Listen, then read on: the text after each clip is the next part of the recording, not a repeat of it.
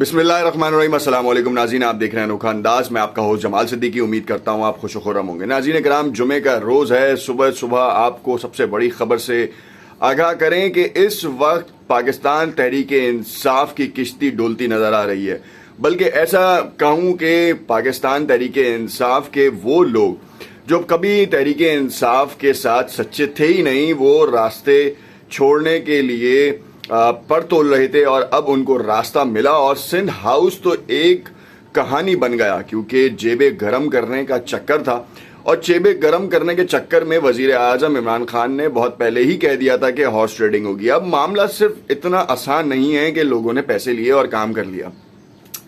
ये प्रूफ नहीं हो सकता अभी तक, क्योंकि हमारे यहाँ पूरे मुल्क में 33% कैश फ्लो है। जो कैश की ट्रांजैक्शंस हैं, ये भी कहा गया कि टोकरियों की टोकरियां भर के लाई गई और उनको दिया गया। बाकायदा तौर पर कल से व्हाट्सएप के ऊपर कयासराइयाँ की जा रही हैं कि 20 करोड़ एक को दिए, 14 करोड़ एक को दिए, मगर इसके हवाले से कोई शवाहिद नहीं है। वजीर दाखिला शेख रशीद आज एक अहम प्रेस कॉन्फ्रेंस करेंगे 3 बजे, जिसमें इस बात का खुलासा किया जाएगा कि क्या वाकई ऐसा हुआ है या फिर उन शवाहिद के ऊपर बातचीत की जाएगी जो हुकूमत के पास हैं। क्योंकि कल सईद गनी ने, जब आसमा शिराजी ने बाकायदा तौर पर सिंध हाउस में छापा मारा या इंस्टिंग ऑपरेशन किया, और उसमें सईद गनी ने कहा कि जो लोग मुझे जानते हैं, मैं 100 रुपए किसी को देने का कायल नहीं हूं, तो मैं इतने करोड़ों रुपए कैसे दे दूंगा। उसके बाद सरदार अब्दुल कादिर पटेल, पीपल्स पार्टी का जाना माना नाम, और उन्होंने भी इसको बड़े आड़े हाथों लिया।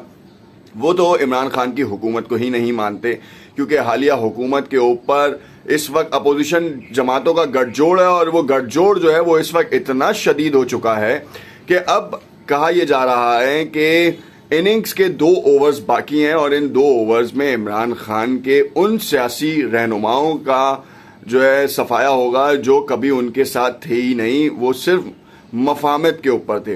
ये वो इलेक्टेबल्स हैं जिन्होंने पूरे पौने 4 साल में तहरीक इंसाफ की हुकूमत का जनाजा और शिराजा दोनों ही बिखेरा है।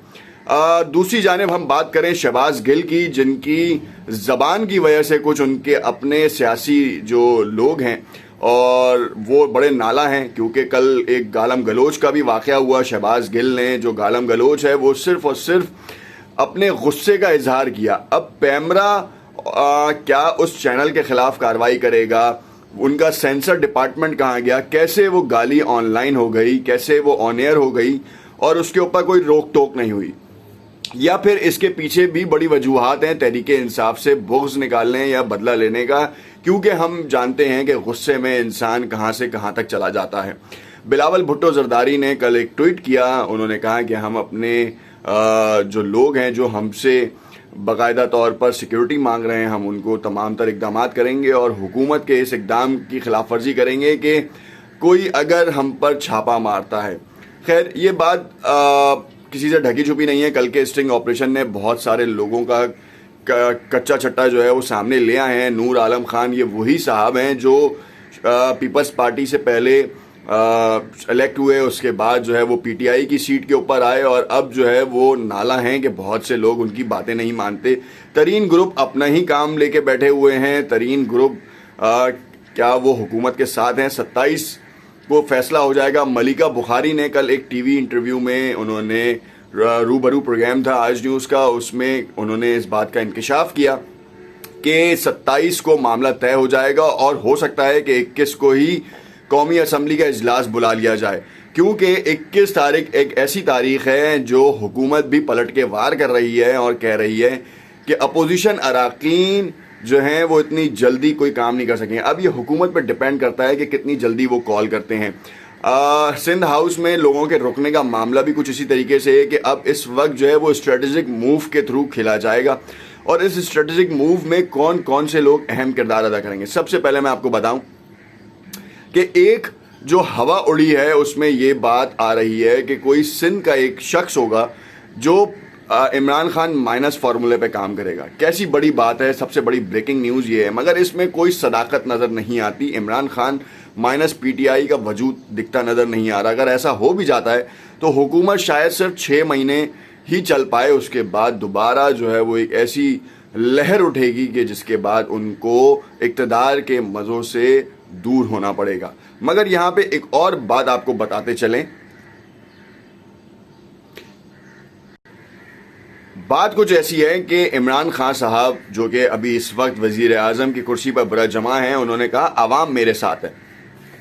मगर सईद गनी ने कल एक बहुत बड़ी बात की है। उन्होंने कहा कि इमरान खान साहब ने मेंबरान के हवाले से कहा है कि उन्होंने जेबें भरी हैं। अब किसी मेंबर ने अगर उठकर सुप्रीम कोर्ट में एक केस दाखिल कर दिया या पटिशन फाइल कर दी कि इमरान खान साहब सबूत दें, तो सबूत देने में ही उनको इतना वक्त लग जाएगा जिससे हुकूमत जो है वैसे ही नीचे आ जाएगी। नूर आलम खान ने कल आसमा शिराजी के प्रोग्राम में इस बात का इंकशाफ भी किया कि मुझे प्रेशर आ रहा है, मुझे थ्रेट्स हैं और मैं सिंध हाउस अपने दोस्तों से मिलने आता जाता रहा हूँ। माजी में भी मैं आया हूँ। मैंने आपको जैसे बताया कि पहले पीपल्स पार्टी से रफाकत बहुत थी और अब जब से पीटीआई में आए हैं तो उन्होंने महंगाई का रोना शुरू कर दिया। अब कोई इनसे एक सवाल तो करे, इन तमाम 20 साल से इक़्तिदार के मजे लूटने वाले मेंबरान से कोई एक सवाल तो करे। मैं यहाँ से उन यूट्यूबर्स के ऊपर भी जो है ना मैं सवाल उठाता हूँ कि जो ये कहते नजर आते हैं, जो पाकिस्तानी पॉलिटिक्स करते हैं कि क्या आलमी मंडी में तेल की कीमतें कम हुई। मैं आपको बताऊं कि तेल की कीमतों को इमरान खान ने 10 रुपए इनके कहने और डर से कम नहीं किया। उसने एक स्ट्रेटजी खेली। स्ट्रेटजी ये थी कि उसको ये मालूम था कि फॉरेक्स की ट्रेडिंग कैसे होती है, वो ट्रेड कैसे होता है। $88 फी बैरल के ऊपर उसने एडवांस ऑर्डर्स बुक किए। उसने क्या किया, इमरान खान ने क्या किया, ये पाकिस्तान के थिंक टैंक्स और जो ऑयल को इंपोर्ट करते हैं उनका ये काम होता है कि वो किस वक्त कितना ऑर्डर प्लेस करें। मानते हैं बात। अब जब रूस और यूक्रेन की जंग हुई तो उसने तेल की कीमतें $131 फी बैरल पे पहुंचा दी। हमारा पाकिस्तान का कोई सौदा जो है वो उस रेट के ऊपर या उस डेट पे नहीं हुआ। हमारा जो सौदा हुआ है वो $88 फी बैरल से नीचे की सतह पे हुआ है और उसी के हिसाब से प्राइसिंग बढ़ी और कम हुई है। हाँ, ये जरूर है कि इमरान खान ने सब्सिडी दी। क्योंकि लास्ट टाइम जो पैसे बढ़ाए थे उसमें लेवी का इंक्लूजन किया था। अब इसके बाद अब आपके पास जो अमाउंट रिजर्व में था, इमरान खान ने तुरुप का पत्ता खेला और 10 रुपए कम कर दिए। अब कहा गया कि बिजली पे 5 रुपए 95 पैसे बढ़ाए थे और 5 रुपए कम कर दिए। 5 रुपए कम तो कर दिए। अब आप ये देखें कि आलमी मंडी में इस वक्त तेल की कीमतें दोबारा $100 फी बैरल से नीचे आ गई। ये ट्रेडिंग का एक रूल है कि जो चीज़ जितनी तेजी से ऊपर जाती है उतनी तेजी से नीचे भी आती है स्टेबिलिटी के लिए, क्योंकि नहीं तो फिर उसका कोई मुकद्दर नहीं होता। वो धड़ाम से गिरेगी। $131 फी बैरल के बाद वो धड़ाम से गिर के $100 फी बैरल से नीचे आ गया। हमारा सौदा $131 पे था ही नहीं, तो हम क्यों बढ़ाएं। आलमी मंडी में तेल की कीमतों का जो हमसे मुआहिदा था वो $88 फी बैरल पे था। समझने की बात ये, यूट्यूबर्स को ये समझाना पड़ेगा, नूर आलम जैसे शख्स को भी ये समझना पड़ेगा कि बयानात देते हुए और वोट का इस्तेहसाल करते हुए ख्याल करें। अवाम आप लोगों के साथ है, अवाम आप लोगों को देखती है। अगर आप लोग ही लड़ते रहेंगे तो कौन आपके साथ आएगा। देखते रहिएगा अनोखा अंदाज। उम्मीद करता हूँ कि थोड़ी बहुत कॉन्स्पायरेसी और जो अपडेट्स हैं वो आप तक जो है सही से पहुंच जाएंगी। कमेंट में अपनी राय से ज़रूर आगाह कीजिएगा। शुक्रिया।